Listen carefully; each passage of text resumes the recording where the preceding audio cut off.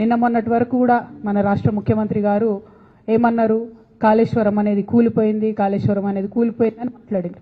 నిన్న వెళ్ళి అదే కాళేశ్వరంలోంచి ఆ కాళేశ్వరంలో ఒక భాగమైనటువంటి మల్లన్న సాగర్ నుంచి హైదరాబాద్కు తాగునీటి పథకం కింద 7,500 కోట్ల రూపాయలతో శంకుస్థాపన చేసి వచ్చారు.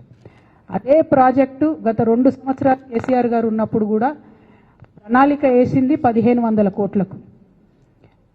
కొండపోచమ్మ సాగర్ నుండి హైదరాబాద్కు నీళ్లు తీసుకొస్తే 1,500 కోట్లలో అయిపోయేదానికి రేవంత్ రెడ్డి గారు మల్లన్న సాగర్ నుంచి హైదరాబాద్కు నీళ్లు తీసుకొస్తా అనేటటువంటి కొత్త ప్రణాళికను తీసుకొచ్చి 1,500 కోట్లతోని హైదరాబాద్ ప్రజల దాహార్తిని తీర్చేదాన్ని 7,500 కోట్ల వరకు పెంచి మెగా కృష్ణారెడ్డి గారు మరిన్ని మేడలు కట్టుకోవడానికి అనుకూలంగా చేస్తున్నారన్న విషయాన్ని ఇవాళ మనం గమనించాలి. మరి ఇటువంటి అన్యాయం 1,500 కోట్లు ఎక్కడ, 7,500 కోట్లు ఎక్కడ?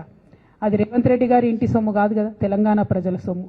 మరి తెలంగాణ ప్రజల సొమ్ము అన్యాయం జరుగుతున్నప్పుడు ఖచ్చితంగా మనం మాట్లాడాల్సిందే, ఎదిరించాల్సిందే అని కూడా ఈ సందర్భంగా నేను మన ప్రజలందరూ కూడా చెప్తూ, కంపల్సరీ ఎందుకు ఆ ఎస్టిమేషన్ పెరిగింది అనేటటువంటి విషయం ప్రభుత్వం ప్రజలకు జవాబిచ్చేంత వరకు కూడా మేము తెలంగాణ జాగృతి పక్షాన ప్రభుత్వాన్ని ప్రశ్నిస్తామనేటువంటి విషయాన్ని కూడా ఈ సందర్భంగా నేను తెలియజేస్తా ఉన్నాను.